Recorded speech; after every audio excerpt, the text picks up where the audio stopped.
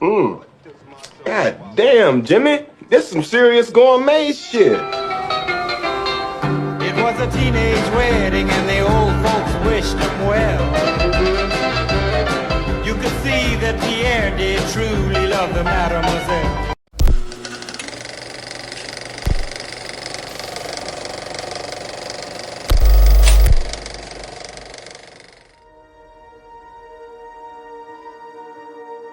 This world doesn't matter. Who cares if they control this world? It's a fake shadow world. Ignore them. Just focus on the pursuit of knowledge because that allows you to be one with the monad. Okay? Who cares about this world? Give them what they want. Give them their power, their fame, their money. Who cares? Dante's answer is actually very interesting. Okay? That's Plato's answer. It doesn't matter. This world doesn't matter. Who cares what happens in this world? It's a prison anyway. Dante actually proposed something different. He says this. If the monad is love, love is trust. So the monad loves us, and as a result, the monad gives us free will. Now, free will can lead to bad things, for example, this world, but he has no choice in the matter.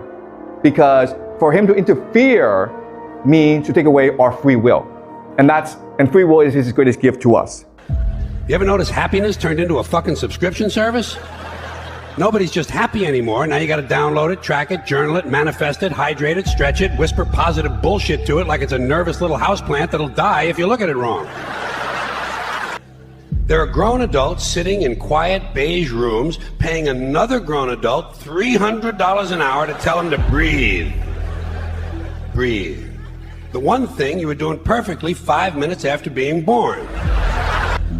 And these self-help gurus all look the same. Big glowing smile, perfect white teeth, eyes full of premium, organic, farm-to-table fake compassion, like a flight attendant for your fragile little feelings. I used to be broken just like you. Now you charge $9.99 a month to send inspirational text messages written by an unpaid intern named Kyle who's high in the parking lot. And people eat this shit up.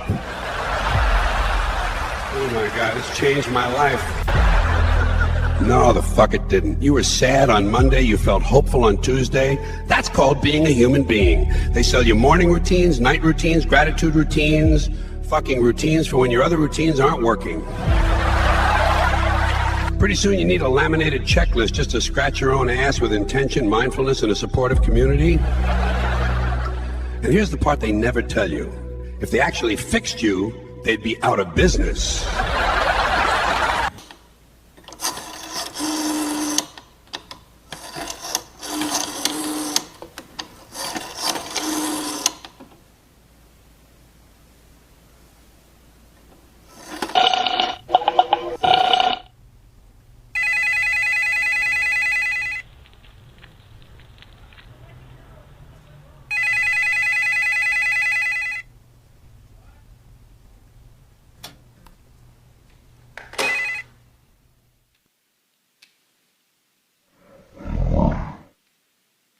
Hello?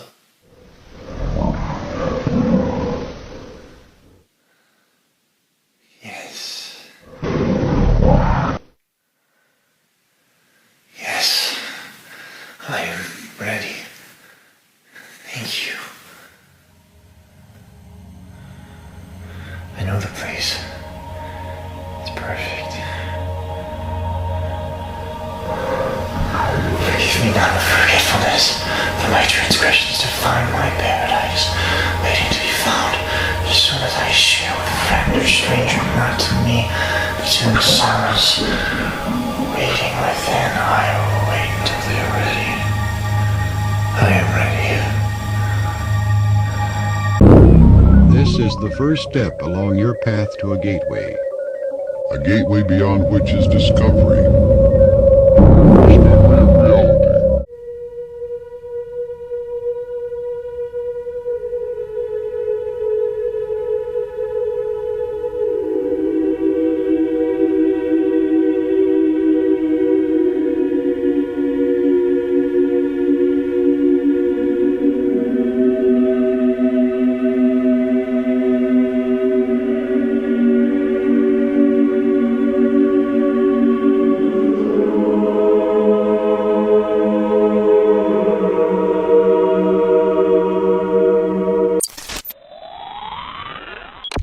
This is your life, and it's ending 1 minute at a time.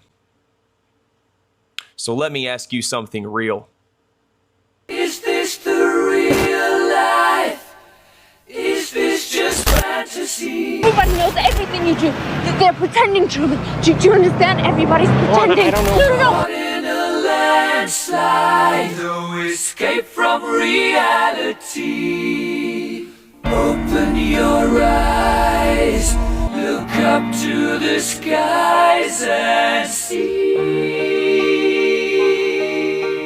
In case I don't see ya, good afternoon, good evening, and good night. Some viewers may find the following video disturbing. Viewer discretion is advised. Made her take off her clothes, and then they tied her up to this table that I showed you. And then Jay took off his clothes, and then he got on top of Jennifer. Well, we had to play sick games, like pick the butt, suck the, chase the, and other ones I can't remember. Did you ever hurt anybody or see any grown-ups hurt anybody, any children? Yes. What? Tell me. We've killed a 3 or 4-year-old. Who? How? How did you do that?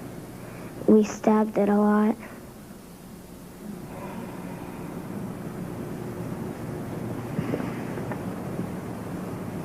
He said that there's this place down south where all these rich men go to devil worship. He said they sacrifice kids and whatnot. Women and children all got murdered there. And I'm about someplace called Carcosa. Shut the fuck up. So in the Yellow King, got this brand on his back, like in a spiral. Something deeply fucked up with you. At least something. Well, we know there are things deeply fucked up with this. You will get through in this film. We are here to announce a first-of-its-kind lawsuit against the largest manufacturers of ultra-processed foods. Ultra-processed foods that are making us sick, plain and simple. Pesticides weren't always thought to be harmful. To the contrary. In 1947, Time magazine carried an advertisement claiming DDT was good for people, homes, and farms. It took 20 years before scientists realized how dangerous it was. It ain't up to you no more. Dichloro-diphenyl trichloroethane, for short, DDT. God, country, this is war.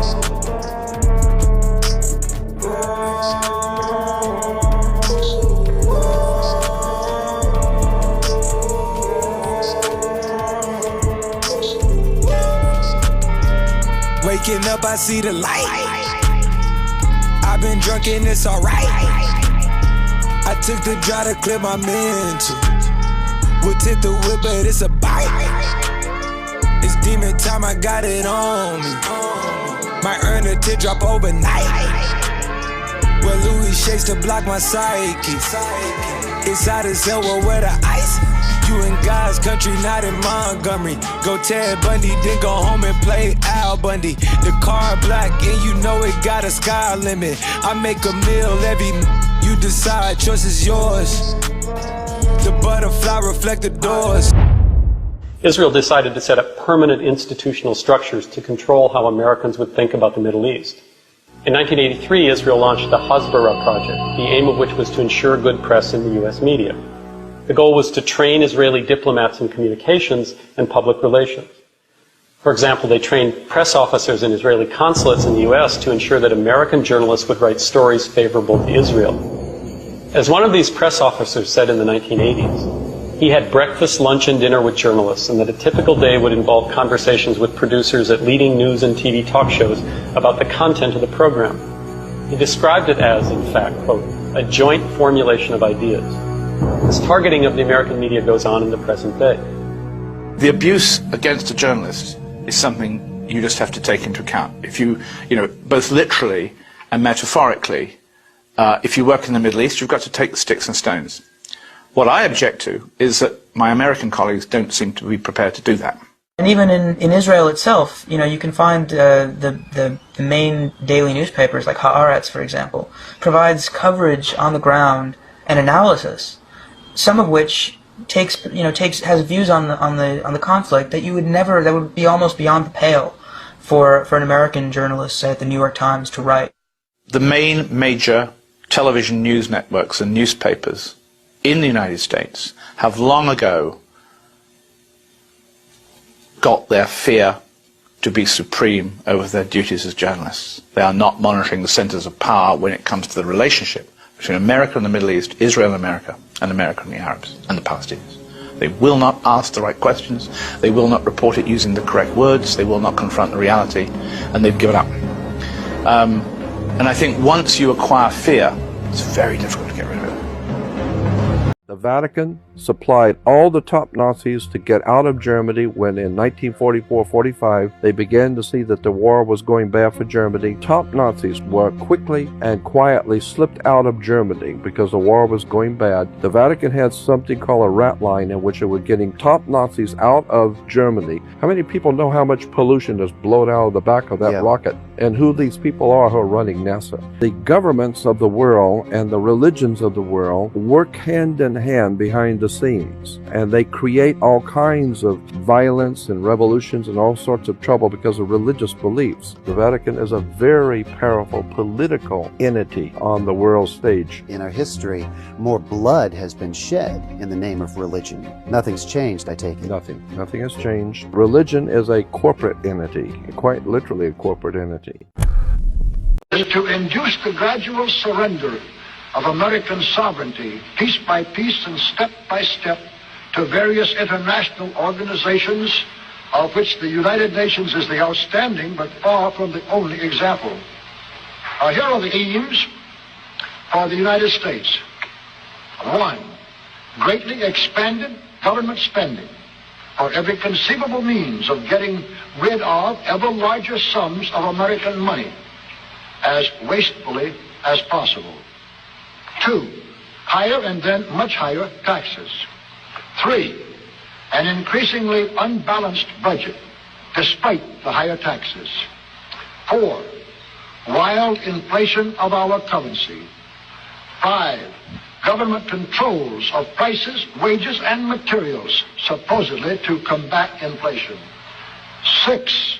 Greatly increased socialistic controls over every operation of our economy and every activity of our daily lives.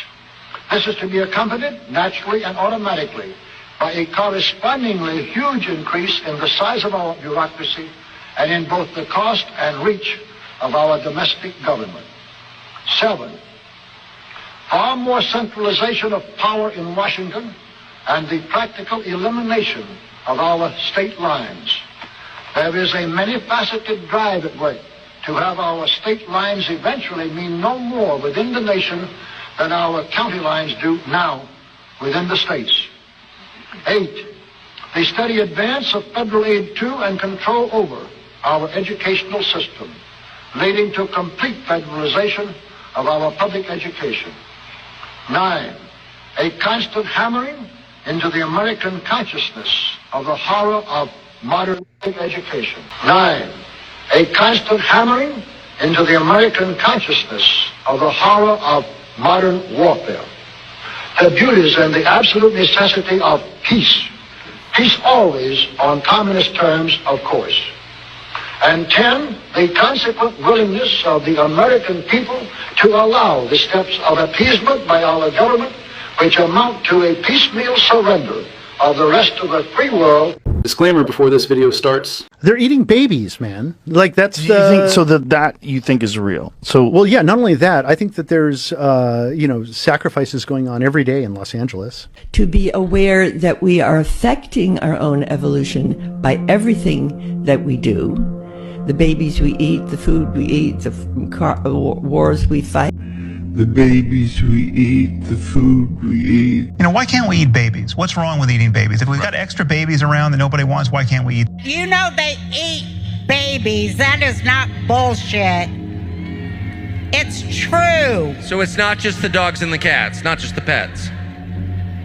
It's not just the dogs and the cats. They're full-on vampires. And everybody still thinks I'm crazy, but I'm not crazy. They're full-on vampires. They love the taste of human flesh and they drink human blood. They do, Tucker. Stop staring at me like that. You're freaking me out, man. Because you spent your life in the entertainment business, so I think you have some authority on this. So many kids that I was in mental institutions with over the years, they are all from those cults. And they've covered it all up. They covered it all up. And, you know, I just pray to God. I'm just going to pray to God that he opens everybody's eyes in this country. First at 10, it's been more than 5 years since ABC 15 first exposed a scandal involving a body donation business in Phoenix. A place known as the Biological Resource Center, and a place with one promise.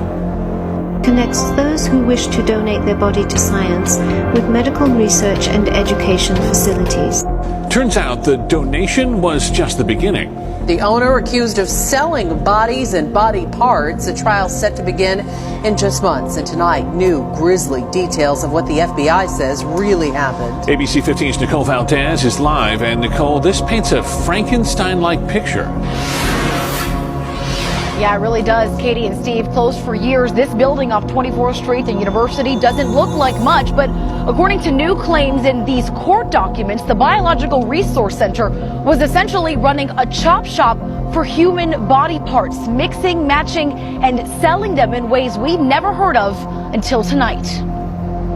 Described as unsettling, but it sounds a whole lot worse. One FBI agent revealing what it was really like inside the Phoenix body donation facility. In 2014, he saw everything from buckets of heads, arms, and legs to coolers filled with severed penises when the FBI raided the building. Confused and angry. We thought this was going to be doing some good.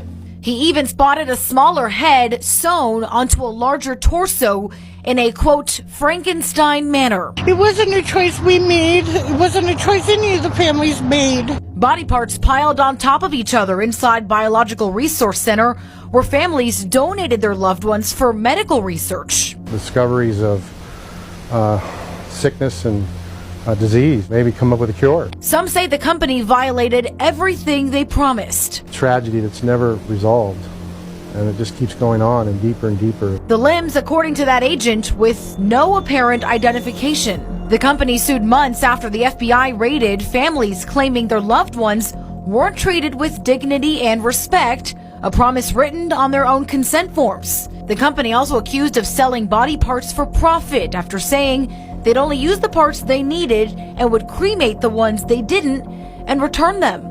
A torso with a head apparently went for $2,400, a leg about $1,100. They'd even sell knees and feet alone for under $500. Now, the owner of the Biological Resource Center was already sentenced, but he was only given probation. He will be back in court in October, though, for several civil lawsuits filed by Arizona families. Sent the press on these wild goose chases all over the place. Oh, here comes 100 more. Here comes 1,000 more. Oh, my gosh. And then, of course, the other was that they created the illusion of transparency. If you think you're getting something from, sort of behind the screen, maybe it's more legitimate, even though you're being played by a bunch of Russians. So in one of the emails, John Podesta is talking about pizza. He's Italian and Greek, and a very good cook. And yeah, his risotto recipe is still there if you want to see it. And I'm sure there's something very nefarious about that risotto recipe. So all of a sudden, John's writing about pizza, and one of these really, I consider, evil people.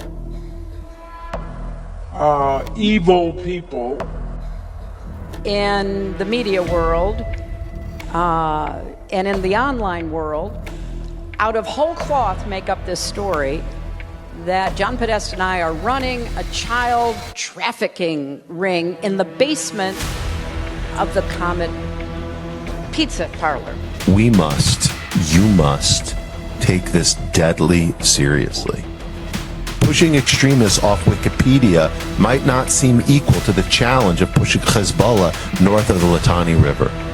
Capturing TikTok might seem less meaningful than holding on to Mount Hermon. Libelous tweets certainly might seem less deadly than missiles from Yemen. But this is urgent because the next war will be decided based on how Israel and its allies perform online as much as offline. If you speak again, I'm going to kill you. Do you understand this? Don't say anything. Oh God, I see you getting ready. Oh my God, don't say anything. I shall murder you if you talk again. I'm standing up and I'm telling you, I am Warhol. I am the #1 most impactful artist of our generation. I am Shakespeare in the flesh. Walt Disney, Nike, Google. Now who's gonna be the Medici family and stand up and let me create more? I'm done with the Trump Justice Department. I've had a lot of questions, but now it's completely clear. They told us that the cameras malfunctioned inside the jail. And then they released edited videos with time cut out. Now we learn they sent the FBI in right when he died to erase most of the cameras. This is in the Epstein files. This is confirmed. This is a cover-up. And if Trump is involved, he needs to fire Bondi and Todd Blanche and clean house right now. But if he doesn't, then Trump is complicit in this. I'm done, ladies and gentlemen. Here's the breakdown. Again, logical play out. If there was a video of some guy or gal committing felonies on an island and I'm in charge, don't you think you'd see it? Tens of thousands of videos of Epstein with children or child porn. And there are hundreds of victims. And no one victim will ever get released. Later. Behind me, I have 3 documents from the DOJ production that are emblematic of the massive failure of the DOJ to comply with the Epstein Files Transparency Act. To my right is an email that was sent by the victims' lawyers to the DOJ. It was a list of names not to redact, a list of names not to release. What did the DOJ do with this email? They released this email in the document production. Literally the worst thing you could do to the survivors, you did. And they're getting phone calls. A lot of these people didn't want to be known. And we know you touched the document because you redacted one name and you redacted the lawyer's name, but you left the survivor's name there.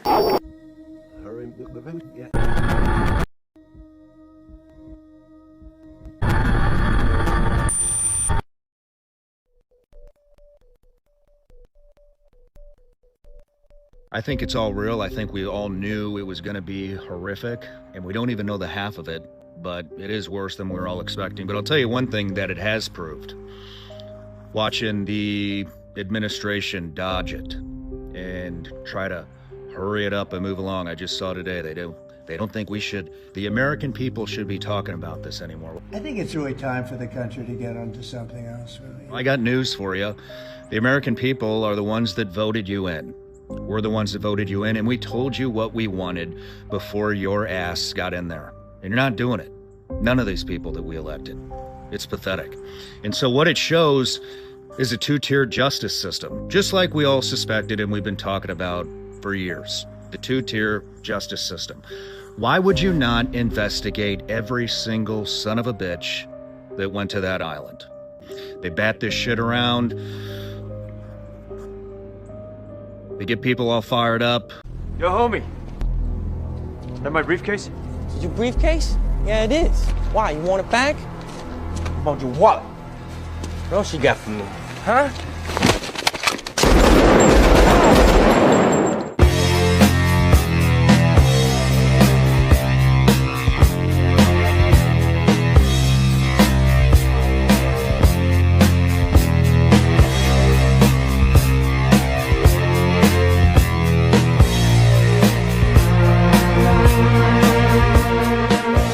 They are legitimately, proactively protecting. They are protecting at this point. By redacting the abuser's name. So the White House listen up, everybody. The White House is protecting. You hear that? They're protecting. That's what they're doing. I'm a big fan of money. I like it. I use it. I have a little. I keep it in a jar on top of my refrigerator. I'd like to put more in that jar. That's where you come in. No, you're a Jew hater.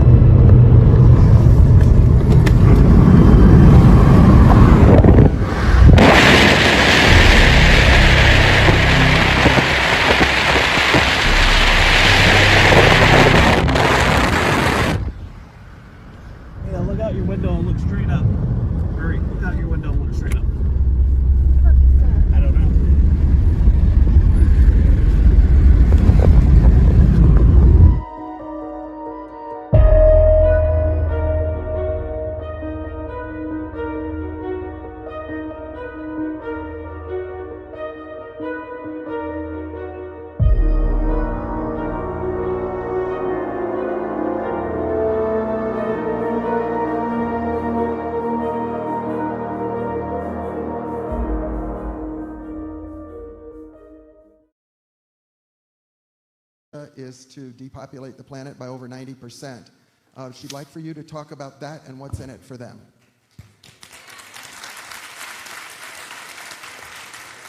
Well, I'm glad Jay-Z asked that question.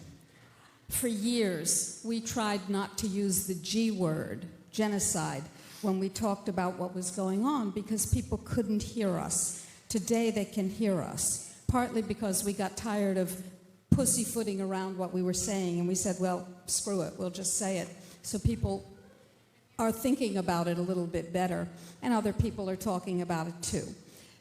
Everybody knows about the concept of a sustainable planet, right?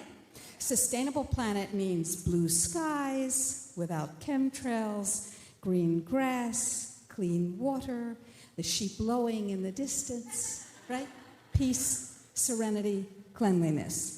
And the World Health Organization, WHO, which you may or may not know, is a private corporation just like the Federal Reserve and receives more than 2/3 of its funding from the pharmaceutical industry. Not a minor fact. The World Health Organization, the United Nations, the United States government, the Club of Rome, the Illuminati, the Council on Foreign Relations, have all said, right. We have too many people in the world. Now, how many people here have bought into the population explosion business? I used to. I used to send money every month to zero population growth because I believed that there were too many people on the planet and we ought to do something about it. That's a hoax, like global warming. In fact, the organizations that I mentioned have stated in writing that in order to create a sustainable planet, a term that they've co-opted, we have to eliminate 90%, 90% of the world's population. That's a very interesting statement. Now, back to 2002. We had a patient, we had a very interesting medical practice before we closed it, and people from around the world would come to us hoping that we could do things that nobody else could do to help them, and generally we could. So we had a head of state who was our patient. No, it was not the Queen of England, and no, we will not tell you who it was because she deserves privacy too. So one day, this very pleasant, chatty lady said, you know, it's almost time for the great culling, C-U-L-L-I-N-G, the great culling to begin. I said, what? What are you talking about? She said, you know, the culling of the useless eaters. And I said, the what? Because I had heard of things like the Trilateral Commission and the Illuminati, but I had never heard the term useless eaters. I said, who are the useless eaters? She said, everyone who is consuming our non-renewable natural resources. And I said, always the splinter under the fingernail of the establishment, I said, did it ever occur to you that you are consuming the non-renewable resources of those people? And she said, no, I never thought about it like that. I said, well, think about it. She said, that's interesting, but I don't believe it.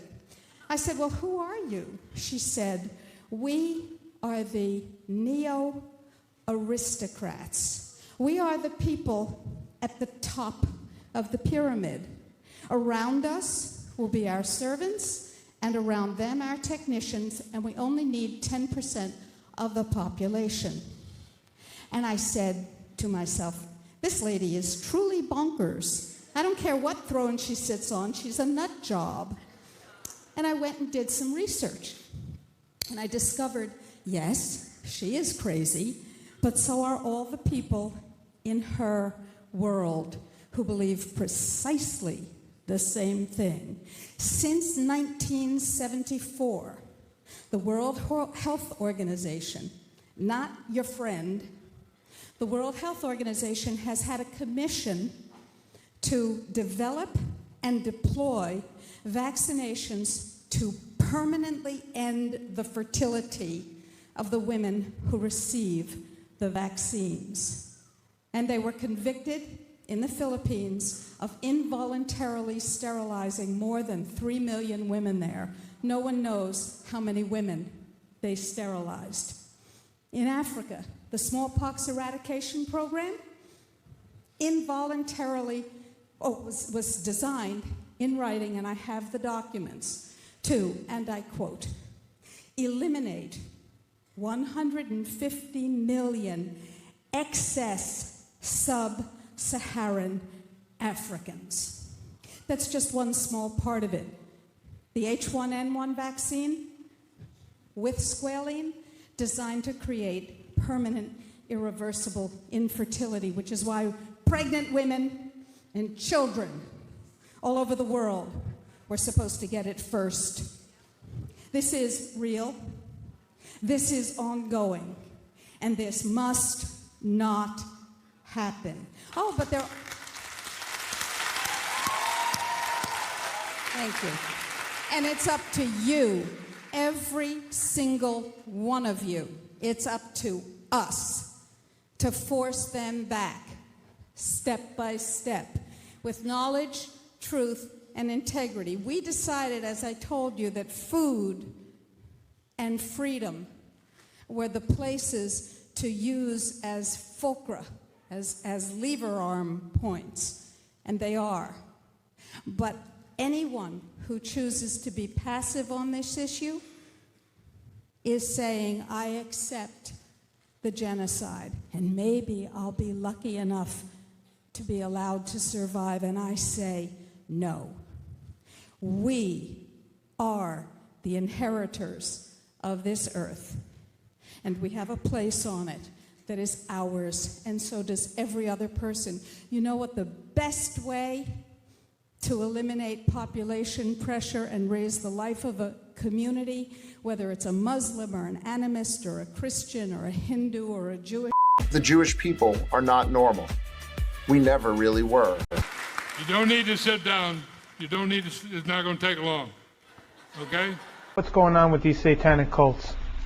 Well, many of these people are multi-generational, meaning they were born into it.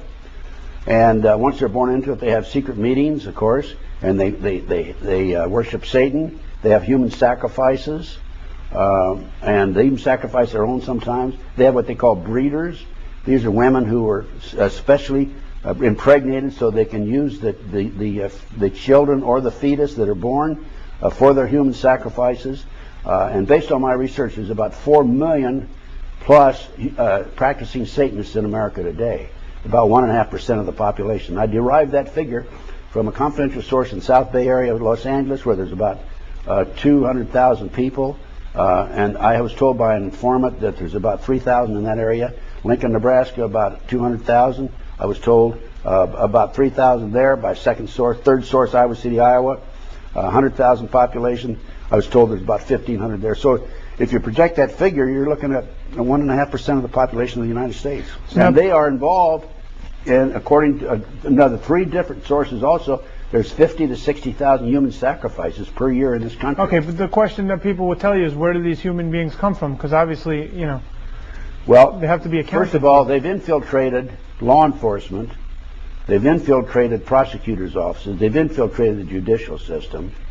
They've infiltrated across the board our basic elements. They've infiltrated virtually every level of our society. So what happens is, first of all, they have their secret meetings. They oftentimes they're in underground. They have underground compartments in their home, chambers in their home, and it's all private. Nobody knows about it. And and then they dispose of the bodies through different means. They're experts at covering up their tracks. I've heard of them even putting them in vats with acid in them. So now, when we hear about like thousands of missing children going missing in this country every year, where do they go? First of all, the National Center for Missing and Exploited Children, which is an adjunct of the U.S. Department of Justice, and if you go to their website, the last time I checked it, they said there are 91 Americans disappear every hour in this country. It is estimated 85 to 90% are children. If you project that figure, talking about several 100,000 children a year disappear in America. And these children are being kidnapped off the streets, and I have documentation that an organization known as the Finders out of Washington, D.C. has, since the early 1960s, been actively involved in kidnapping children off the street. Okay. Now, unfortunately, as a result of some of my research, I learned through a U.S. Customs Treasury Department report that the Finders is a CIA covert operation. So why do they want these kids? What do they do? The kids are auctioned off. I talked to one of my sources, told me he's attended 6 auctions where kids were being auctioned off. He was part of the network, and there were as few as 6 and as many as 36 children that were auctioned off. They were each auctioned off for up to $50,000 each. The children are ages 2 to 21, boys and girls. They put a label, a number around their neck, tie a string around their neck and put a card with a number on it. They bid, they put them up on a stage, they bid on the number. The kids come out, they put them in an airplane. There's one base there's a small field about 50 miles out of Las Vegas, Nevada, which is where some of the auctions are taking place. Put them on an airplane, kids leave, they disappear. And the kids are all doped up, of course. They put them in campers. The kids once they're in the camper, they dope them up, they're sleeping. The police stop them, they say, my kid's asleep, leave them alone, and all that sort of thing. And they use these kids for sex slaves, they use them for body parts, and they use them for their sacrifices. I don't care if people like me. You are here. I assume people will not always understand it. I don't claim a moral authority. I just want to make people think. And I definitely want to investigate every point of view. And like sometimes that means bracing on the right and on the left. Like they're like, you know, I would say I got like pretty exiled from the left. I was very like embraced by the right. And like all through that time, you know, like when everyone was being like, fuck you, fuck you, fuck you. Like I had to like fight this thing inside me to be like, fuck you back. And, you know, just like force myself to engage with left-wing opinions, force myself to like, by the way, a lot of them are right. Like I'm not like a right-wing person either, but just like socially, you know, it's just easier to hang out with people who aren't mad at you all the time. Why are you wearing that stupid funny suit? Why are you wearing that stupid man suit?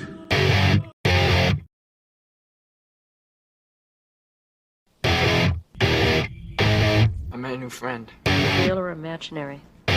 Imaginary. What's the point of living if you don't have a dick?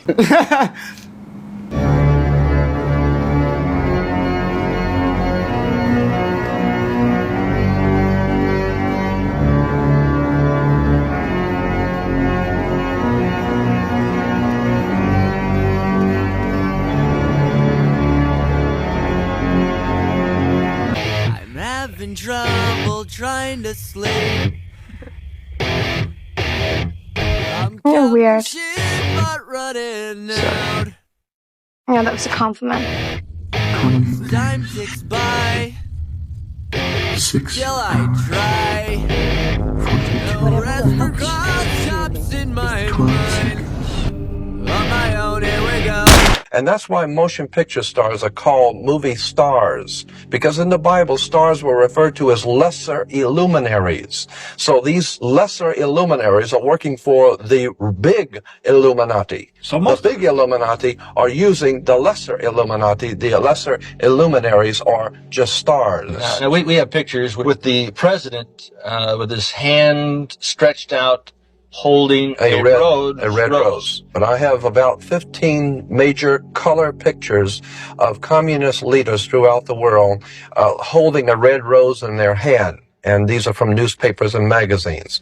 I began to pick up on this because someone alerted me to it, that the symbol of the red rose implies not only socialism and communism, but a secret society operating behind socialism and communism that uses a red rose. This way out Willie holding the rose. We find Khrushchev. We find all the communist leaders, all the communist leaders, and then we find the president of the United States over in his early years leading anti-American demonstrations in the Soviet Union. Well, I know, but I'm saying that it's not enough to say these things. You really must show the pictures so that people will see that what we're talking about here are symbols and emblems. Well, even Hitler used red and black, didn't he? So. Do you want your children to live according to the gospel of helter skelter? Where are the inaccuracies in it? Well, it would take me as long as it took him to point them out. It took him 2 years in court to invent them. It would take me 2 years in court to uninvent them and redo them and show the proper perspective of it. Bulliosi. Yeah. Helter skelter simply means confusion. And if you don't see the confusion in the world, there's always been confusion in the world, then I guess you don't know what confusion means. But like, I get out of jail, and every time I get out of jail, society's moving a little faster, and they're doing crazier things, and I get out and I can never adjust to it outside because it's almost impossible to do anything right. Everything is wrong to somebody. I mean, you can't. You have to hide. And we are grateful to the Washington Post, the New York Times, Time Magazine, and other publications whose directors have attended our meetings and restricted their policies of discretion for almost 40 years. It would have been impossible for us to develop our plan for the world if we had been subject to the bright lights of publicity. But the world is now more sophisticated and prepared to march toward a world government. It reveals that these men aim to create a world system of financial control in private hands, able to dominate the political system of each country and the economy of the world as a whole. In short, they seek total and quiet control of the entire world. But the elite wasn't planning to help them. They were planning to really shaft them and take men away from them. Look at what they did with black families. You only had about 10% illegitimacy 50 years ago in black communities, and now it's over 90%. And look at welfare. You were going to give you some money, but you can't have a man in the house. Right. And so that was further to degrade the family. Totally destroyed. And now illegitimacy is over 50% in the general population. Right. Well, see, the whole thing is these people control the money, so they make all the rules. You understand? And they put whatever rules they want into effect. What happened on 9/11 is a phony, and we've never learned the truth about 9/11. The whole agenda is to create a one-world government where everybody has an RFID chip implanted in them. All money is to be in those chips. And this is given me straight from Rockefeller himself. This is what they want to accomplish. Aaron, what do you think women's liberation was about? We, the Rockefellers, funded that. We funded women's lib. They do whatever they want to do. What we want doesn't matter anymore. It's their agenda, it's their plans that matter. They have all the money they want. They can make all the money they want. They have a machine that can make all the money. It's not about money. It's about control. It's about their vision of how they want to see the world. You hear George Bush saying democracy means freedom. No, democracy equals New World Order. Yeah. Blank also described several infants being killed and their intestines removed, as well as other acts of cannibalism. Blank also stated that former United States President George H.W. Bush was engaged in a sex act with an unknown male black, and so much more. So this could be one of the most disturbing new drops from the Epstein file releases. Jeffrey wanted to set up a meeting with the egg people, and the staff replies, "Ha, egg people." August 20th. A woman is flown from Manchester, England to New York. September 9th. Epstein personally directs his staff. Find her a gynecologist in Manchester. September 2018. Staff recommends Manchester Fertility Clinic. Okay, so 6 days between a designer babies meeting and an egg people meeting. 11 days later, a woman flown internationally and referred to a fertility clinic. Nobody has reported on the egg people term, not even a single news article. And here's what ties it all together. March 2014, John Brockman, who runs the Edge Foundation, sends out invitations for a dinner in Vancouver. The guest list: Jeff Bezos, Sergey Brin, Bill Gates, Elon Musk, Larry Page, and the two names that matter for this story, Jeffrey Epstein and Anne Wojcicki. Anne Wojcicki, the founder of 23andMe, the same company whose DNA kits Epstein registered under a fake name and shipped to Dubai royalty. CNBC had access to the same documents I did. They confirmed Wojcicki was connected to Epstein, and they left all of this on the table. Read the article. Every name gets the same treatment. Thiel, legal and legitimate purposes. Hoffman, philanthropic purposes. Gates, absolutely absurd and completely false. Brin, no comment. The article mentions zero genetics, zero DNA, zero reproductive programs, zero CRISPR. The words baby, fertility, and gene don't appear once. That's not journalism. That's damage control for Silicon Valley. They wrote the version of the story that protects the people in it. So I'm sure you've been seeing the incubator stuff in the news recently. It's been covered, but they're not really explaining it. This is what they didn't tell you. This victim didn't write that letter in English. She wrote it in rail fence cipher. A rail fence cipher is a transposition code. You split your message across 2 rows, alternating letters. Top, bottom, top, bottom. To read it, you weave the rows back together. The actual page in the EFTA is not the journal. It's rows of letters that look like occult nonsense. But what I just read you, I'm not your personal incubator, where is the baby, where is Jelaine? That's what you get once you decode it. It would seem that the DOJ apparently had cryptanalysts decode it, and then they added this plain text translation to the file. But they don't clarify at all that it was a cipher. They just published the decoded letter like she wrote it normally. And they left out that the cipher ends with death. See, you're missing the context. The real question is, why does a trafficking victim know how to write in cipher? Why would she need to? A rail fence cipher isn't something you just pick up. Someone most likely taught her this. That's a red flag. A victim writing in code implies training and operation. This reads like ritual abuse more than anything else. All the ciphers were decoded. One of them mentions the blood from supposedly Leon Black. We've mentioned him several times. The other cipher is her guilt. She feels like a monster. She remembers the screams. But I was looking through the PDF and I found this page. It's like a bunch of stickers or cutouts. And there's one that says protect the vanishing. And this victim wrote children. The vanishing children? What is she talking about? What's crazy is there's a whole nother PDF, and that too has a bunch of ciphers. Now let me show you really quick, because I can't explain it all, but you just need to see it. I'm sure most of you remember when this all came out, but here's the thing. We had zero context. Think about what I'm telling you right now, and how this all connects. Look at these ciphers. Look at her cutouts. This is no normal victim.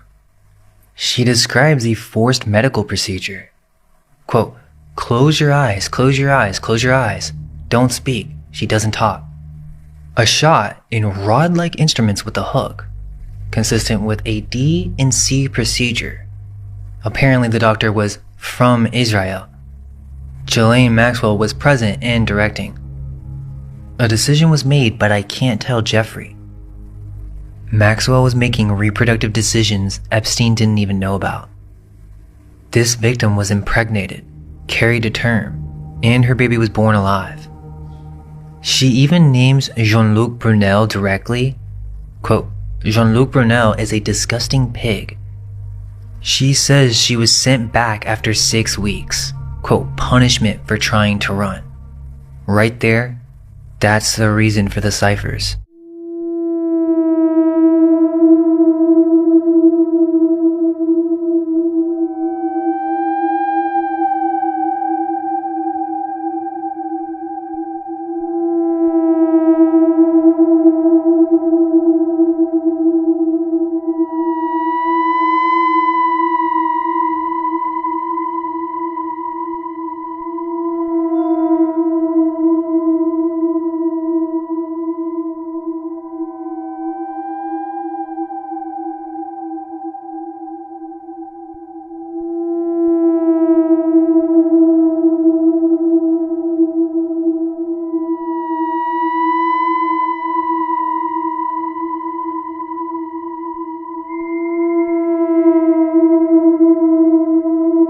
The most dangerous game, as they referred to it, was a matter of human hunting. And when a mind-controlled slave such as myself was stripped of clothes and turned loose in the woods, I was then hunted by George Bush, Dick Cheney, and Bill Clinton, among others. But they were the main ones. I do not believe. At the hunting parties, they would they'd have all these expendable children outside in the woods, and usually they'd have holding grounds, like a tunnel system or something underground.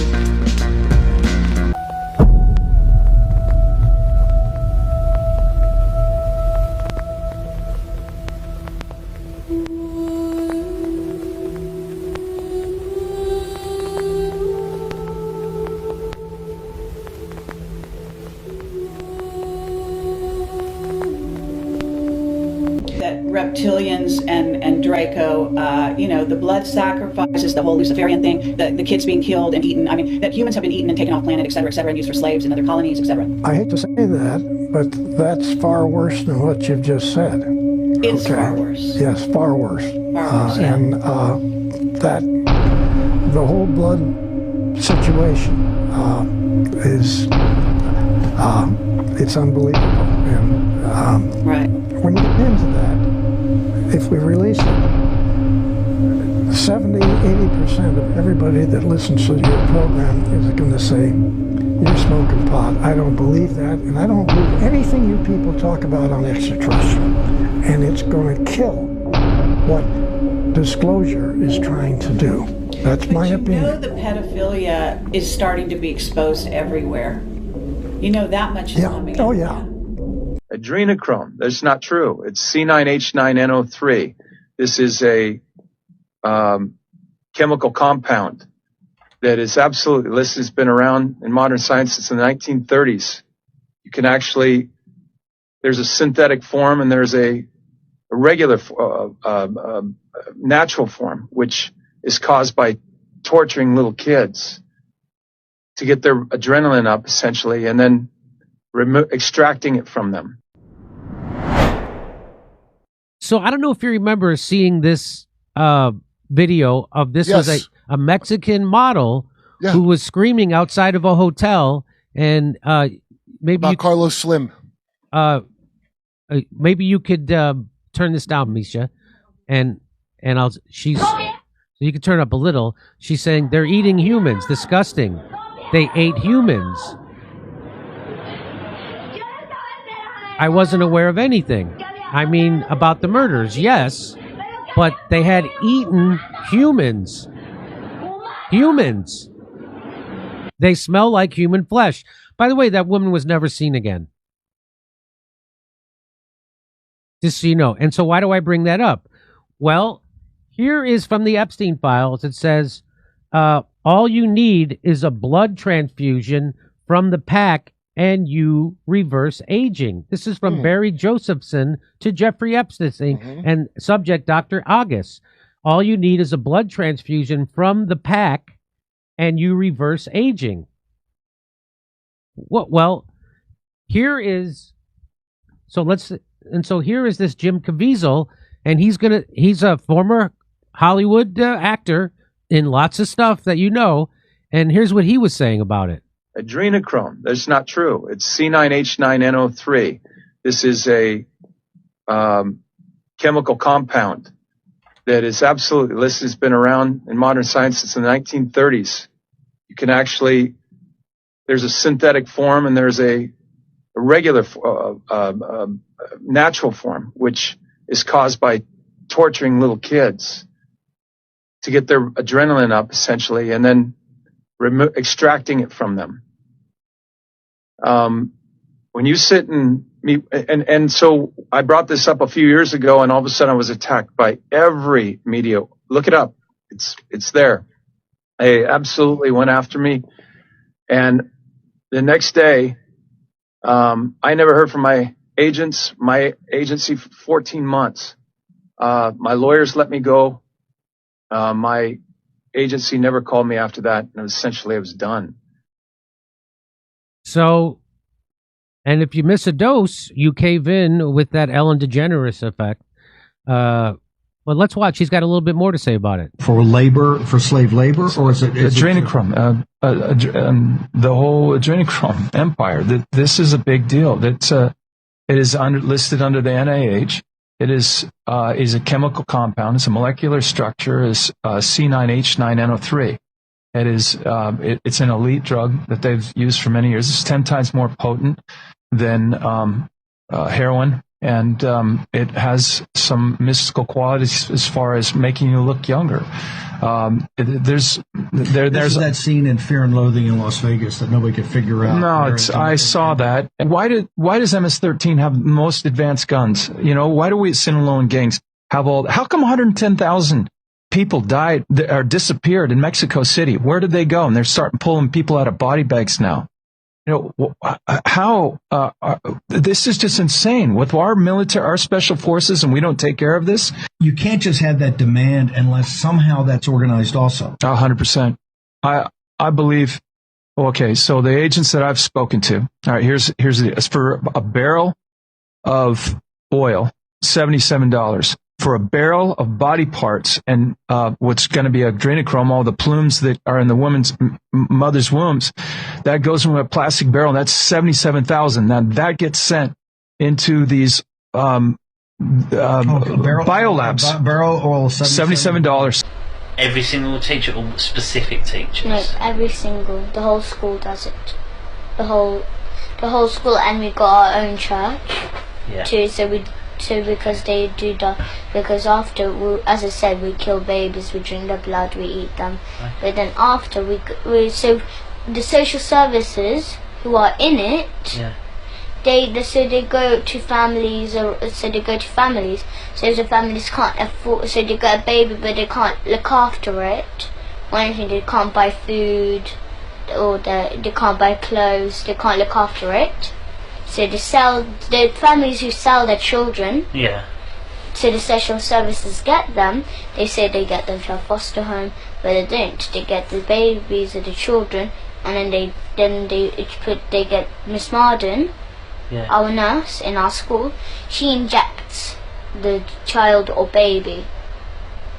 In the neck, just here though. Right, okay. And how do you know that? Because I saw her doing it. How did you see her doing it? Because I saw her in the staff room. She was getting this. So she got this injection, and she done this. So the baby was there. It was just sitting on the table. Right. And I was just laughing there. And after she just injected her, and it was it was slowly went to sleep. But not just like a thud, not like just fell straight away. Because it looked like it was slowly moving down like that. Right. Yes, okay. So then after so the baby's gone to sleep. Yes, and then after they get put on this bit, they get the baby to hang it upside down. And yes, with down? the string. From where? On a wall, because there's this little like what is a screw, and they put a string, it's like a circle string, tie it to the legs, hang it upside down, and then they get the knife they use for cutting the baby's head off. So you know this big ones, like this big Chinese ones, which you chop up coconuts and stuff. Right. Yes, they get cleavers, aren't they? No. Okay. I don't know what they're called. You've described it well enough. Yes. Right. Okay. So then because our dad, he forces me and Gabriel to do it. But because we're not strong enough to cut the baby's head off, he has us to hold the knife, and he puts his hand at the top of our hand, and he helps us to cut the baby's head off. Because he's learning, he's teaching me and Gabriel, so when we're older, to do it to our own children and do this kind of stuff to our own children. Where is it that happens? The church, the kitchen in our church. The kitchen in the church. Yes, they got. Yes. So right, this string. Tell me about this string. So it's just like, it's not just like just a thin normal string. It's a bit thick. It's like maybe that thick. Okay. And they tie around. Okay. Like in a circle. Right. Hang it up on Where do they tie it to on the baby? So it's like on legs. So they put the legs together, tie it on. Yeah. And so it's like one string around and then one string attached. Yeah. And it's hanging upside down. They get the knife, but they don't just cut it off absolutely. It's still on. So they slide the head off, but it's still hanging on. So okay. Yes, and then there's a big white bowl on the floor, and the blood drips in, and then we pour it in a big silver goblet. Okay, so where's this white bowl? Where did they get the white bowl from?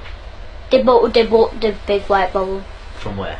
From there's any shop, any white. And where did they get the bowl? Where did they get the bowl from this time? Any shop like this. So you know. But you obviously didn't see them get the bowl. No, I don't know. I don't know what shop. But I think they went to this. What is it called? Next Brent Cross. Okay. It's near Brent Cross. And where is it kept at the? In a cupboard. What cupboard? There's just like a normal cupboard. So it's like like a cupboard, like a kitchen cupboard. Right. Okay. So and where is this kitchen cupboard? Yes, so there's a kitchen in the church and in a school. Right. There's a kitchen. Yes. I've got it. This kitchen. Yes. So in the kitchen. Yes. The baby's hanging up. Yes.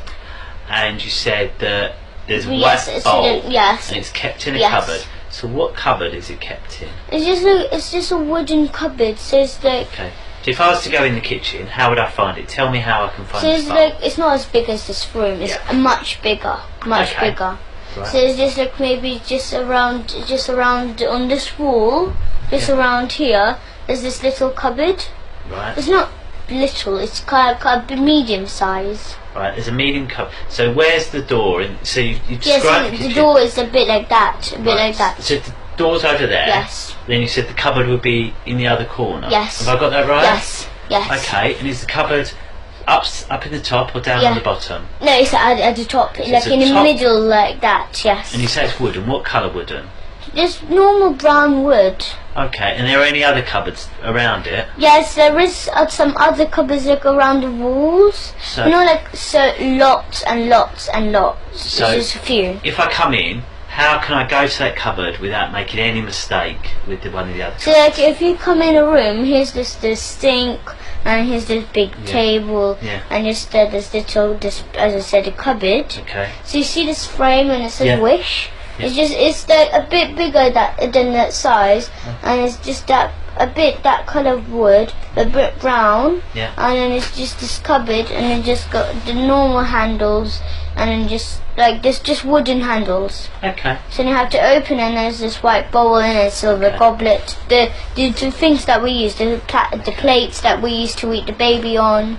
Yes.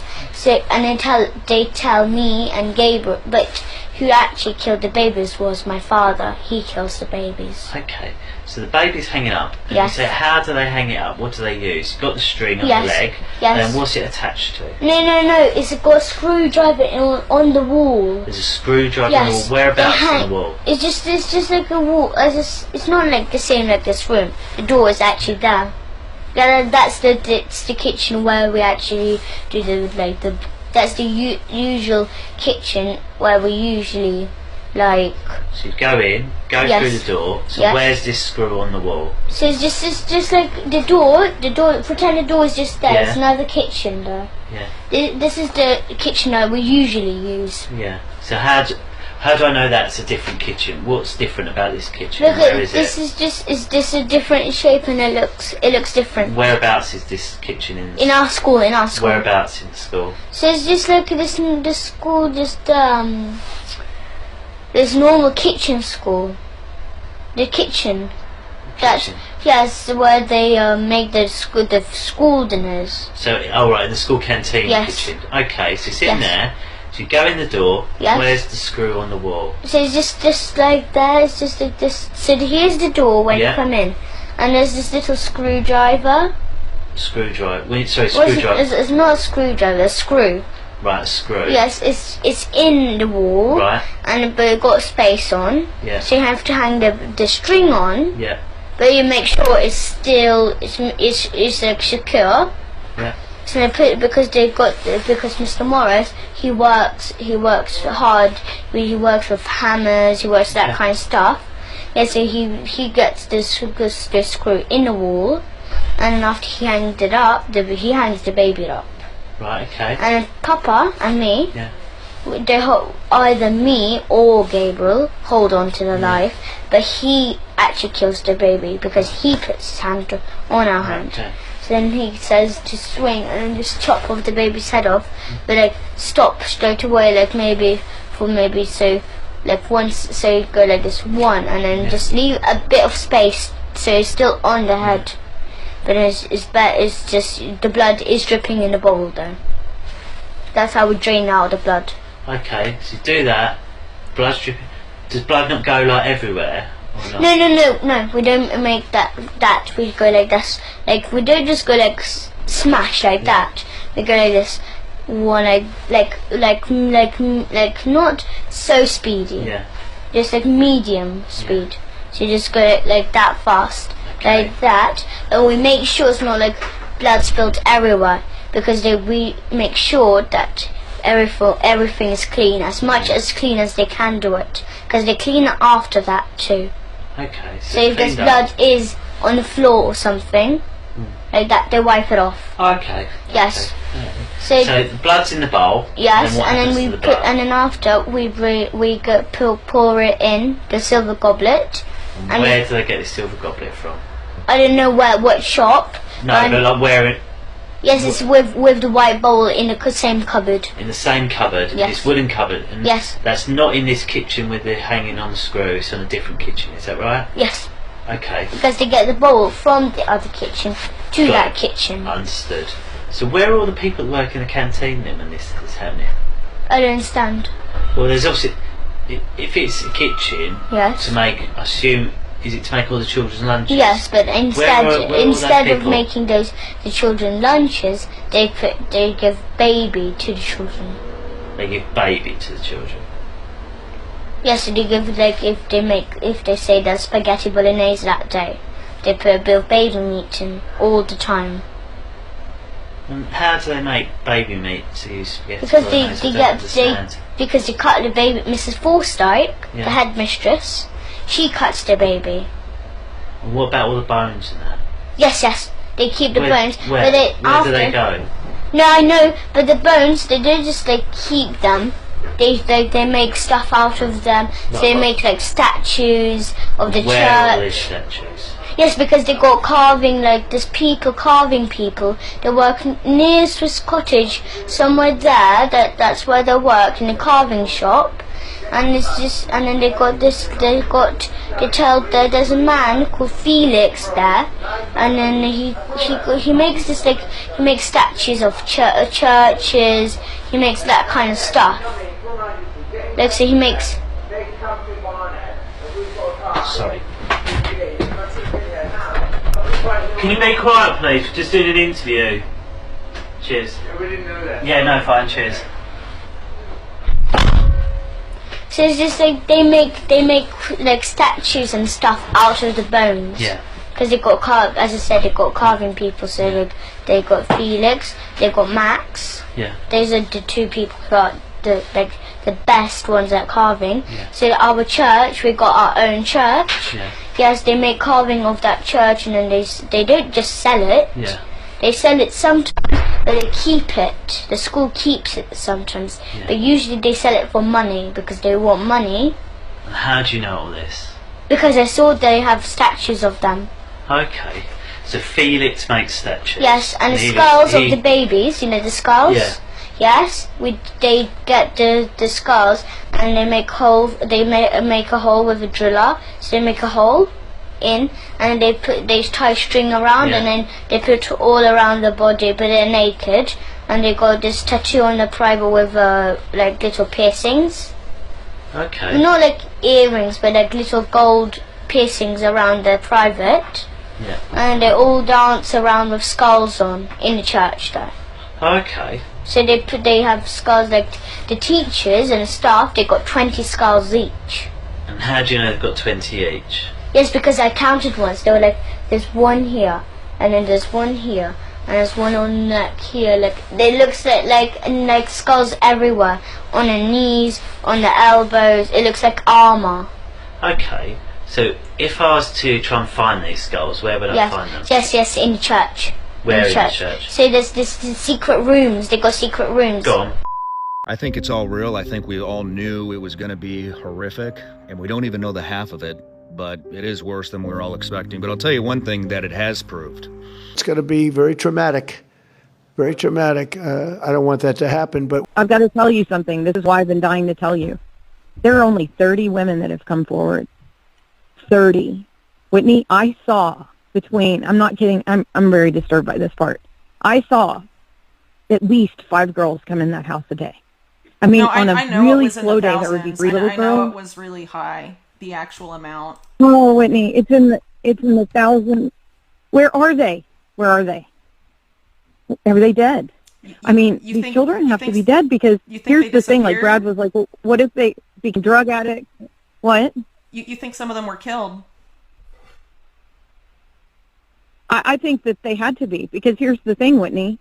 Brad said he knows of 500 just in Florida. Like, we can't find them. Where are they? These children were between, thousands. I was there a year, and I saw thousands of little girls, it was so exhausting, Whitney. They were in his offices. There were just constantly little girls there. Constantly. I didn't know Guylaine had offices then, because when I was with them, by 1995, they were full-time. She was full-time, what she called the lady of the house. And she was full-time getting children for him. Full-time. I mean full-time. And the other person who was always going around with her, this is really weird, Donald Trump's ex-wife, Ivana, was always in the car with her. I mean, constantly. Not one news organization will mention that. I want Ivana Trump to explain herself. That big old cow. Explain yourself. Why were you going out acquiring children with this woman? Because they'd come back and there'd be a pile of kids. So what's the plan? I mean, what's the deal here? Wow. And that woman is awful, that Ivana Trump. She was they would go, what would happen is she'd say, I'm going out with Ivana, and she would say, Maria, come along. And I would ride in the limo, and the driver knew what they were doing. He was this Hispanic guy. He knew very well what was happening. And I don't know his name, but we would go in the limo, and she'd be chatting with Yvonne, and then she'd go, "Oh, wait, hold on. I see someone." And she'd run out and, like, talk to a child and exchange information with them, and then come back. And then that child would be, like, the next day at the house. Wow. And I would say, "What are you doing?" She said, "I'm scouting for Victoria's Secret models." And these were like kids who'd just gotten out of class, so they had their uniforms on. How old always. were they, would you say? I mean, it was very rare that they, 12, 13. Right, okay. 14 maybe at the oldest. Yeah. Like Brace's age, Yeah. you know? Mm-hmm. And I would say to her, like, why are Victoria's Secret? I asked her about 10 times because I have OCD. And if I don't understand something, I'll just keep asking it. And so I would say to her, why are their children modeling for Victoria's Secret? They don't even have breasts, you know? And she's like, oh, no, we need nubiles for Victoria's Secret. We need that was the word she used constantly, nubile. And I admit that I didn't know what it was, so I looked it up, and I was like, that's kind of gross. Like, why do they have to just have started their period to model, you know? Mm-hmm. Anyway, really disturbing. The other weird thing about that house, which was very disturbing to me, thinking about children going in now that I think about it, because you think about this, when I was going to that house, those little girls they were in diapers, the ones that were raped in Florida. They weren't even born, and they were 3. Like, Virginia was just a few years old when I was going down there. And everything that I told the FBI and that they knew to be factual, they ignored. And then let all those little girls, so that's the part of it that I think has made me sick, you know, like have cancer, other than Randy Bowie. I think it's that fact that they are not, that the FBI was in on it. And I honestly, after this experience, I think the FBI was created to protect these people. Well, the FBI historically has always run interference for organized crime. Like J. Edgar Hoover never pursued the mob. And Wexner's tied to that same mob that he was covering up. You know what I mean? So, oh my God, yes. Yeah, so it goes way back, pretty much, to the beginning of the FBI. Okay. So yeah, well, I took it personally. Yeah, that's definitely why. Yeah. So, the other thing, I'm jumping around, but while we're on the subject of the FBI, I just want to explain the level of abuse I've endured. So. Basically, when I told them everything, I was on the phone for 45 minutes with my first report, right after talking to the NYPD. As we're getting off the phone, he says, don't tell anybody. Who says that to someone? And not only that, I had asked, are you going to do anything to protect me or anything? And they said, no. I've looked up some of the symbolism I saw around the house, and it's satanic symbolism. It is. I don't know if Jeffrey knew. I know Ghislaine knows. I'm sure she does. So he had like, he had like this thing, and it ends up, it's like Baphomet, but it was like a symbol of this. And I actually sent it to a friend of mine. I was like, what? Because I recognized it from something I'd seen at Jeffrey's. And they were like, oh, that's a symbol of Satan. I'm like, what? Okay. So, yeah, I just remember seeing, like, in his place, he had this, and I don't know if it was Wexner did it first, but they would engrave things into the limestone, right?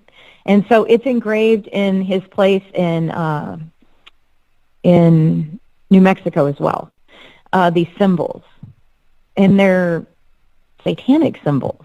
So I'll have to go through and send you, images of what I'm talking about. What the hell? Anyone know who put this here? Why it's in the middle of nowhere? Like, hanging out in front of a trailer? Did I hurt a child? No, I didn't hurt a child. No, I didn't do that. I spent a lot of time avoiding the really big evil stuff, right? The big evil stuff is easy. It's easy to avoid, right? We know that hurting children is hard. We know that killing people is Did I screw someone over? Yeah, I did. I screwed over America. I screwed over everybody, to be honest. And it happened in the blink of an eye. I didn't kill anyone, no. No, I'm not being threatened. You know they eat He sacrificed himself. Now he's known as Will Smith. Ain't that some shit? I got to see sacrifice as a kid. Will used to put me on his lap when I was driving his car as a kid. Like I didn't know he was Will Smith, but to see somebody without his face, the blessing of God, bro. Watch The Switch, okay? I mean, you know The Switch, right? Okay, so it's a new movie called The Switch. I need you to watch that, right? Check that out. He says he can switch people out. And he does it right in front of them. And he says like, yo, bro, like, I'll switch your wife out and I'll put another one of your wife inside of her body. And they're walking around and you think that's your wife and it's not your wife. It was 2021 when I developed the idea to establish an impactful platform with an important mission to provide individuals from the foster care community the ability to secure an entry-level job position, and in turn, financial independence. Sure, you can get a job, but if you can't live on what you make, what good is the job? You make about $5 or $10 today, and tomorrow you just looking for a job and stay on the street looking for a job. You don't got no job another day. And what do the local people supposed to do? We live anywhere, in a tent, under a shade tree, under a river bridge. We drink water out of a creek or anywhere we can get it. 5 or 6 families drink out of one cup, a tin can, or anything else. We're to blame. We tolerate that stuff. If we stick together and say we won't do it, we won't pick your chairs until you give us some restrooms in the field for the ladies, some for the men, and some water fit to drink, we won't pick them. We get them. The fruits of the earth must be harvested to feed and sustain mankind. Everyone being out here being like, yo, you need to make more money in the new year. Dog, come on, give me $1 and I'll make it stretch all year. Can somebody give me the pussy, please? Can somebody give me the pussy, boss? Can somebody give me the pussy, please? Seriously, dog, I make that cash stretch longer than giraffes next. Yo, that's my boy Lloyd Banks right there. Talking about, oh yeah, what you gonna do though? You always just gonna be living like that or whatever? Yeah, dog, I am going to be living like this forever because I live in a basement and you know what I pay in rent? All I got to do is put the towels in when my aunt calls down. High heat for an hour, please. Bing! Yo, what's your rent, baby? I bet you pay money. Not me, dog. I pay my rent with love. That's what I'm doing in the new year, talking about, oh yeah, Cody, you should be like, reading like more books. No, dog, I'm good on the books over here, dog. The only way I'm reading a book is if it's like court-ordered.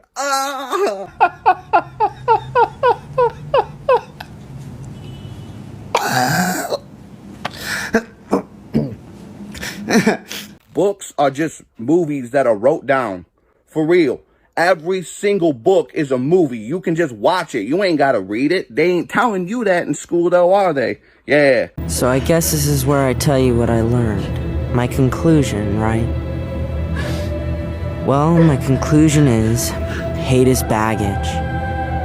Life's too short to be pissed off all the time. It's just not worth it. Derek says it's always good to end a paper with a quote.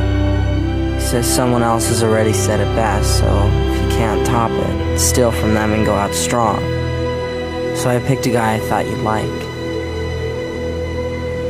We are not enemies, but friends. We must not be enemies. Though passion may have strained, it must not break our bonds of affection. The mystic chords of memory will swell when again touched, as surely they will be by the better angels of our nature.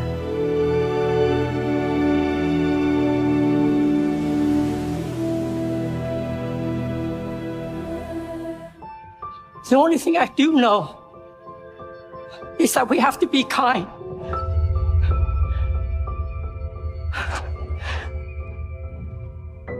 Please, be kind.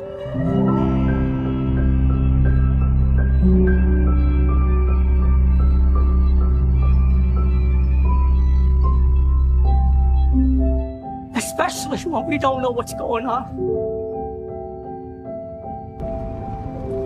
I wish I could live through something. Aren't you? Nope.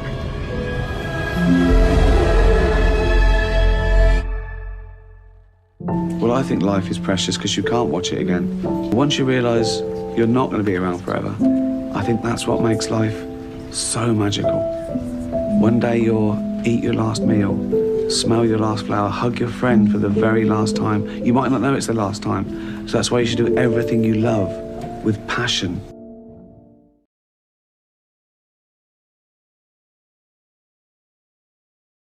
So I guess we should talk about what we can do about this. There's this thing that happens in this conversation, which is that people, they just feel kind of gutted, and they feel like once you see it clearly, if you do see it clearly, then what often happens is people feel like there's nothing that we can do. And I think there's this trade where like either you're not really aware of all of this, and then you just think about the positives, but you're not really facing the situation. Or if you do face the situation, you do take it on as real, then you feel powerless. And there's like a third position that I want people to stand from, which is to take on the truth of the situation, and then to stand from agency about what are we going to do to change the current path that we're on. So social media, let's just take that as a different example, because people look at that and they say it's hopeless. Like there's nothing that we could do. This is just inevitable. This is just what happens when you connect people on the internet.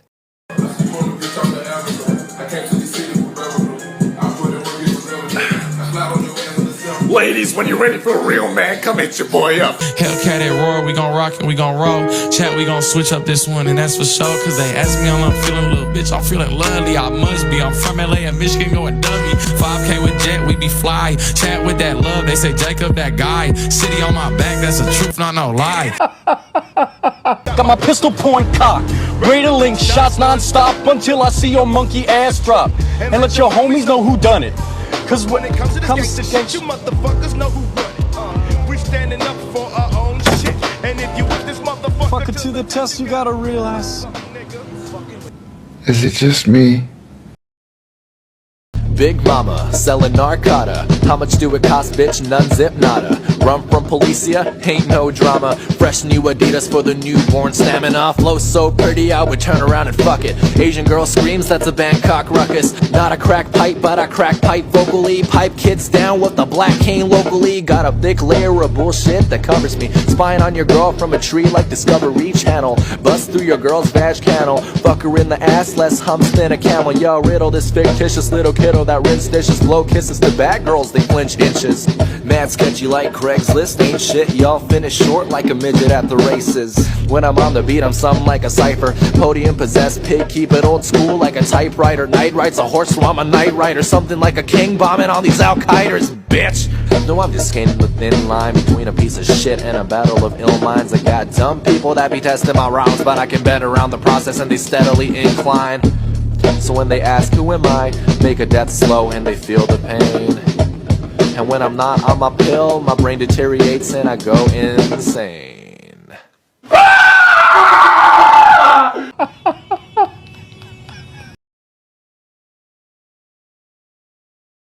When you have the top this deeply involved in the drug smuggling and providing airplanes for the drug smugglers, when you have our big bankers laundering the money and bringing it back into the system, if they were really interested in purging our society from drugs, you could do it pretty quickly if you went after the bankers so they couldn't profit from it anymore, and then you impeached Bush and J.O. Lehman and a bunch of other people at that level, and just the information that they have, and started locking people up at that level, then start down, and you could dry this thing up. Then God knows at some point, but they're not going to do that. That's the big bucks, that's the big money. They don't like civil liberties. Give them more control over the people. Now, you have that kind of money and tolerance of the thing at the top. The White House involved, Oliver North getting memos back and forth with Robert Owens saying these people were working or smuggling drugs, knowing about it, giving protection, Ed Meese giving protection, fending off investigations. George Bush through Greg Rodriguez and the others actually flying the drugs. Now, this makes an utter mockery of their claim of a war against drugs. So then you come back and look at the drug testing. Clearly, they're not interested in cleaning drugs out of the society. So why are they trying to get into the testing? And that's where you become very suspicious, because that's a tremendously effective tool for population control.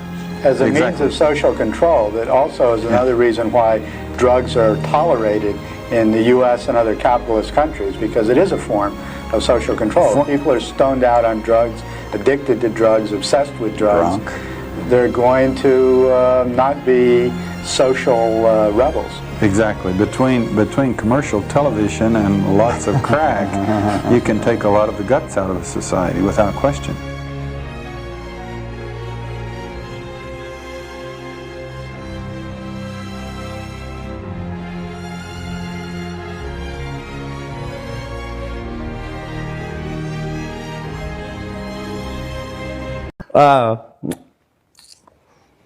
Yeah, so one of the jokes that I discuss on the tour is the fact that they would have these parties in the Hollywood Hills, you know, and then they would have a parking lot where they would shuttle people up.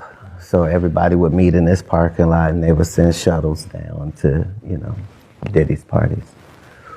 And so I wasn't ever invited to the parties, but I was invited to the parking lot because I knew the people that ran the shuttle service.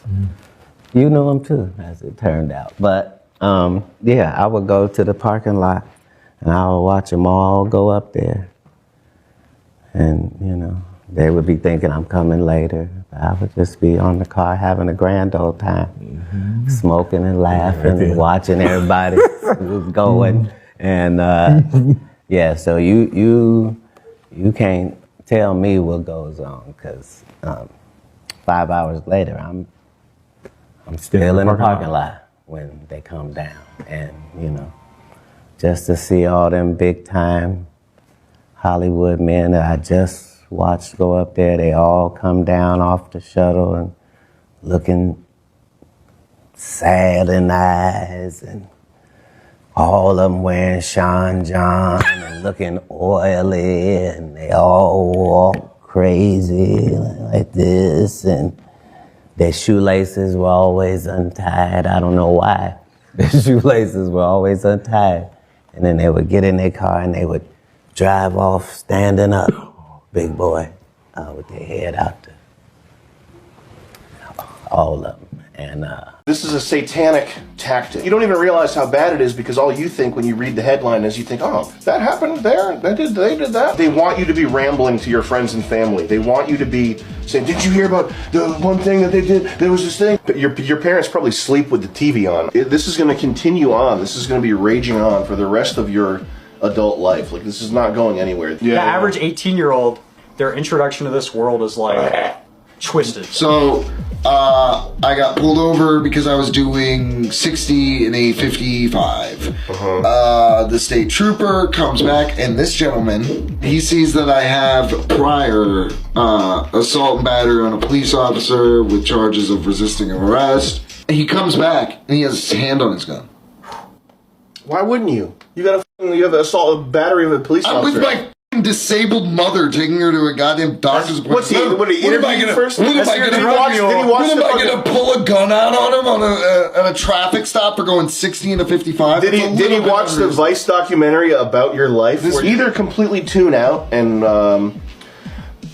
sink some time into Steam and get cozy and get a gamer. Get comfy in your DX Racer chair and sink some serious time into Steam, or get a grip and learn how to have a sense of humor and have a handle and have some sort of mental tranquility with all this, with people trying to attack you. I definitely know what it feels like to be hit by crazy headlines, and at the time I didn't know that like the point was to keep me focused on that, and like in this this pendulum swinging of emotions, making weird choices and not, you know, being grounded whatsoever. And that's gonna get tough. Like the average person who doesn't hasn't researched these things is gonna have a hard time when things continue to change and get worse. But I think the thing that like keeps me grounded is whenever this happens to societies, in the long term, it might be when I'm 80, but a lot of the things that we are complaining about right now won't exist. The end game for America is decentralization. I think the most sane thing to do is to realize that like your real world is just like your four walls and like the people that are around you. And put the phone down. Why am I unhappy? Why am I unhappy? If you ever feel like that, like, find something to just dump your money into. They want to irreparably f your brain up so that you are ostracized. They want to take the free-thinking people who have the ability to see through what's going on and discredit you and turn you into. They want you to be rambling to your friends and family. They want you to be saying, "Did you hear about the one thing that they did? There was this thing, and it was this thing." This is a satanic tactic, okay? And you don't even realize how bad it is because all you think when you read the headline is you think, "Oh, that happened there. They did that. Oh, gee whiz. I guess I feel this way about it now." The Overton window for education has been shifted so far from when education was successful, when government wasn't involved in it. Because, I mean, it's a well-known fact, a dollar spent by the government is $10 spent by the private sector. So when you throw money, when you say increase funding for schools, all you're saying is tax the local people more so the government can spend that dollar at a tenth of the efficiency. In an inefficient manner. And then even if they did spend it efficiently, the teachers really have no say because Common Core guides the coursework, and you'd be shackled. You wouldn't be able to do anything. You wouldn't be able to talk sense to kids because you'd be following a rule book. Things need more funding, I think. It's that the whole system we built up to now is there's gaps in it that we're only filling with the current consciousness of what the system is now when government wasn't involved, propping up, ensuring loans to banks so that banks would loan money to 18-year-olds who don't know what they're fucking doing. Not to mention that school has come to replace the home. Like school has become like daycare basically, because the parents don't care. Current meme is like parents can't wait to get their kids to school. Yeah. With another human being into this world, and then you're like, I can't wait for my kids to be. That's like they think it's funny too. Those parents think it's funny too. But I think there's a lot more tired parents who want to get the kids the out of the house who are not posting Facebook. I can't imagine having a kid and not being lit on having a kid. No, the reason why they're tired is because the standard of living and the amount of like inflation that our currency has suffered, it requires two parents to be working full-time jobs. Yeah. I think there's something similar with the push to get women in the workforce. Obviously, it's just basically to get people more dependent on the state, to get people less cohesive, less focused on the family, more focused on having the state be this take on roles that would be typically left to the family, to the mother. Introducing a bunch more labor, and therefore that lowers the price that labor can expect to make. You have men earning half as much as they did in the 50s. You just have to have two people working now to survive the family. You want to dissolve that. You want to have everybody be atomized individuals so that they are defenseless. They're going to demand more. Once you kneel, they're going to want more. They're going to want you to lay down. Kneeling is not enough. Just like stay home, dude. The protests are not the place to take a stand. They're not the place to go take a stand to throw it all away. Take a fucking stand in your house. Feed your family. Do your hobbies. Find a bunch of people who are similar, who are good dudes, who are solid, who work out, who don't sit on fucking Discord foaming about oh my god, check out this video. You're literally talking about me and Alex right now. Humanity, the West, took a pretty big hit after World War I and World War II. Oh yeah. And then after that, they got hit with television. They got hit with the Mac Daddy. If you think the internet's bad, television is so much worse because there's no when you're watching TV, when you have a TV in your home, you got a TV in your home? Oh, that family, they got 2 TVs in their home. It was like a status symbol, how many TVs you have in your home. These old people have TV running 24/7. Your parents probably sleep with the TV on. Everybody had a TV, and there's no alternative. There was no 4chan. There was nowhere you could go, like aside from like the anarchist bookstore, and get like an alternative take on what was going on. So you're immediately separates people into Nixon's a lie. He's lying. Like crackpots and like dumbasses. My solution, what I would do if I were you right now, is I would save my money and build real relationships with real people, get a skill that can help those people, and make sure those people are equally as skilled as you are, and build a network, buy a fucking really cheap house when everything goes bankrupt, and live it out, because that's about as good as it's going to get, in my opinion. Whatever your critical thinking brings you to believe in, that you gotta ease up a little bit on responding to PSYOP exactly as it was designed for you to respond. Just chill out. Don't have a panic attack. If you react in an emotional, knee-jerk way, you're going to be playing into it, and it will be a nightmare.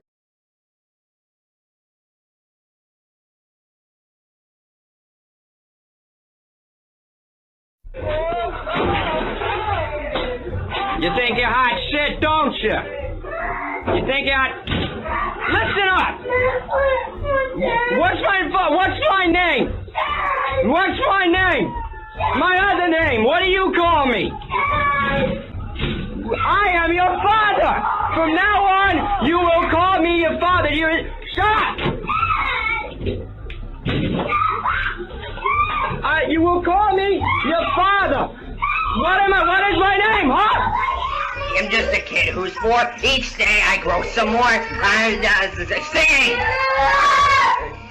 Each day I grow some more. I'm there, something more. I'll stand. You won't die, you. Tracy, Daddy, finding my way.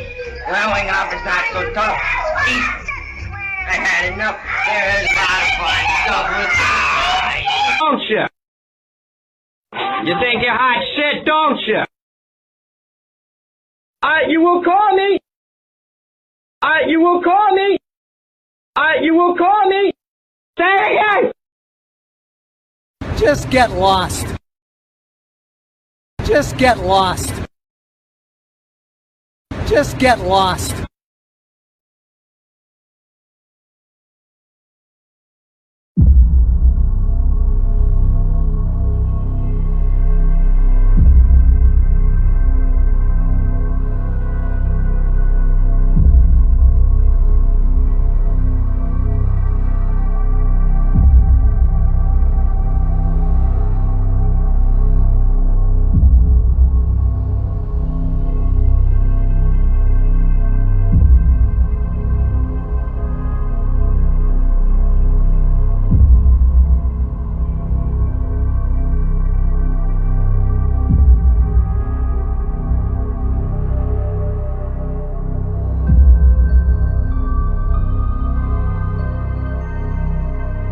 In the documents Cerise received, something truly disturbing was revealed.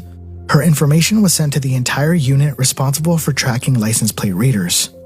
Automated license plate readers are extremely invasive, and just one of the many tools law enforcement, government agencies, and others use to find individuals.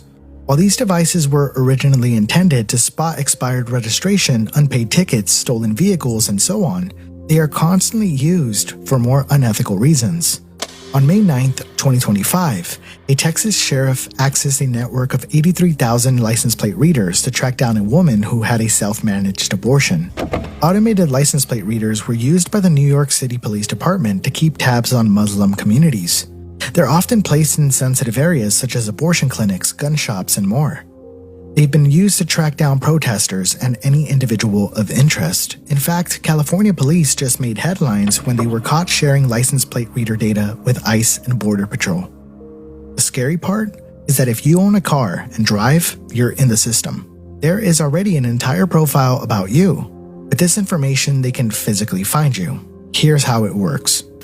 Automated license plate readers can be found on the roof of most law enforcement vehicles, but they're also mounted on fixed locations, such as intersections, tolls, bridges, street poles, and can even be disguised or secretly placed in things like cacti. Unlike red light or speed cameras that only activate upon violation, automated license plate readers are recording all of the time. Automated license plate readers, or ALPRs for short, are high-speed computer-controlled camera systems that instantly capture all license plate numbers that come into view. while simultaneously documenting the location, the time, and the date, and it also takes a photograph of the vehicle, which sometimes captures the driver and its passengers, and sometimes 112 instances over 2 years where police just happened to get images of his car and more. So this picture shows my car parked in the driveway of my house, and very clearly shows my daughters and myself getting out of the car. These readers can analyze the physical characteristics of a vehicle, so if your car has some fender damage or other cosmetic alteration, that information will be included as well. All of this data is automatically uploaded into a central server, a server that law enforcement and other agencies can access. The device alerts law enforcement if your vehicle is associated with any violation, unpaid parking tickets, speeding tickets, expired registration, stolen vehicles, and it can even identify vehicle owners that may be associated with one another. But the information doesn't stop there. Automated license plate readers have route building technology. It works like this. Every time you drive by a reader, it logs that you drove by. A couple of street blocks down, you encounter another reader, and it also logs that you drove by. Through a system of automated license plate readers scattered around the city, these systems can learn your daily routine. Driving to work, the doctor's office, a significant other's house, it's all secretly documented for later accessibility. Actually create a traceable path of the car moving through the city as long as it's being picked up by the flock cameras. Correct. And it would be difficult to drive anywhere of any distance without running into a camera somewhere. With this information, where you'll likely be is predictable. Beginning in 2017, company Flock Safety is bringing this mass surveillance technology to anyone. These readers can be found in private neighborhoods, often alerting homeowners if a car is driving by for the very first time. Oh, and who do you think has access to this information? Take a guess. Automated license plate readers can send alerts. This is how the LASD was likely able to find Cerise on the road when she entered their jurisdiction, because they were quite literally alerted when she drove by. How did the American shadow government come into existence? First, you have to understand what that shadow government is. It's a loose-knit collection of constantly warring factions within the American intelligence community, chiefly led by the CIA, the NSA, the Army, Navy, and Air Force intelligence. These groups have the true knowledge of what's really happening in the world. Do you think the media knows? No. Do you think even presidents know? Why should they? They're only there for 4 years, maybe 8, and then they're gone, and a new one has to be moved in and polished. No. Do you think if we had aliens, that they would tell the presidents about them? No. They don't have a need to know. So even presidents are given pablum as information by the intelligence services because the intelligence services are there until the people die. You never retire, and you know what's best for America if you are in one of America's intelligence services. Did we vote them in? Did we give them that power? No. But it is the power that they took. And how did this fucking happen? It happened in the 1950s, and Dwight Eisenhower warned us about this as he left office. The first president to go to war with the CIA, well, he survived. The next president who went to war with the CIA, John F. Kennedy, you know what happened to him? No other president has challenged the CIA. Why would you? The CIA would view you as a national security risk if you did not do what they asked. End of story, and thanks for listening. So we all just got woken up to some disturbing sound all through the whole area. I just called 911 and they said they've gotten like over 50 calls about it.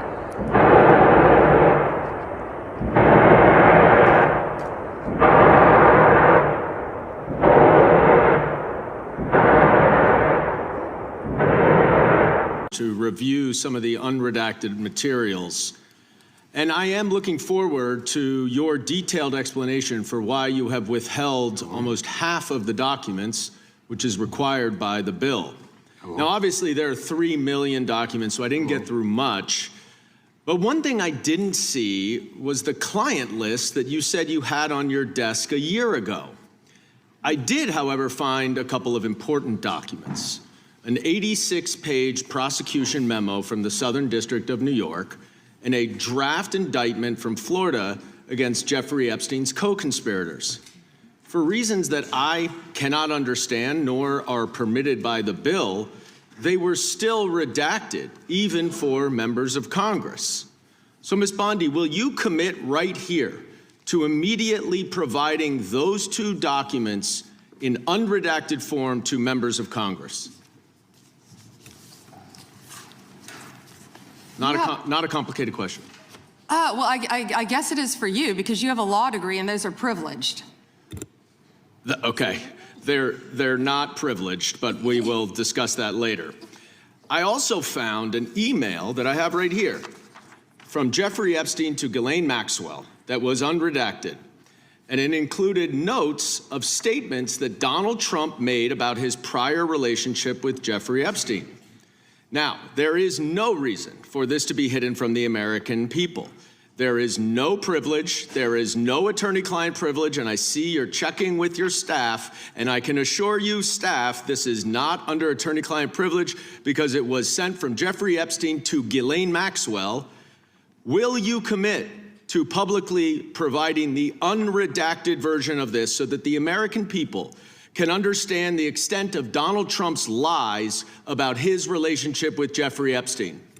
You're about as good of a lawyer today as you were when you tried to impeach President Trump in 2016. Have you apologized for that in 2019? So will you unredact this? Will you unredact this? You were lead counsel on that. Privileged. I'm asking you, will you unredact this? Privileged. Privileged, of course. I look forward to discussing this more.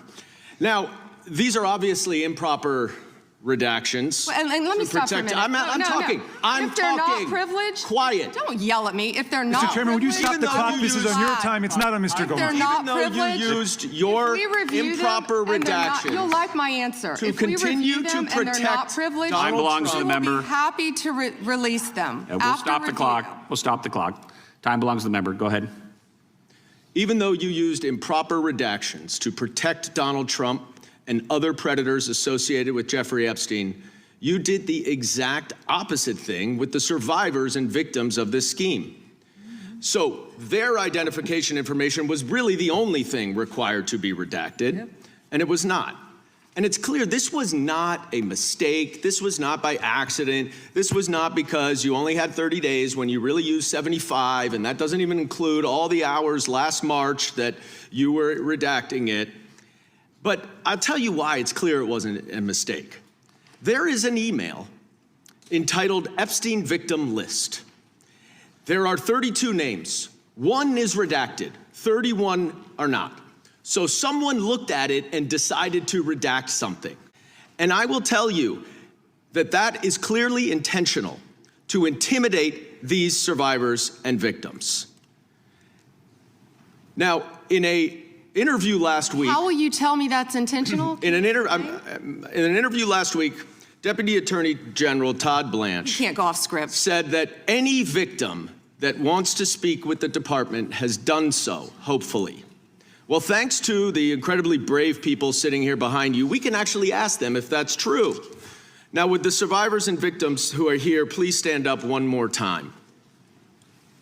Just by show of hands, how many of you or your loved ones actually have met with the Department of Justice and provided testimony and evidence?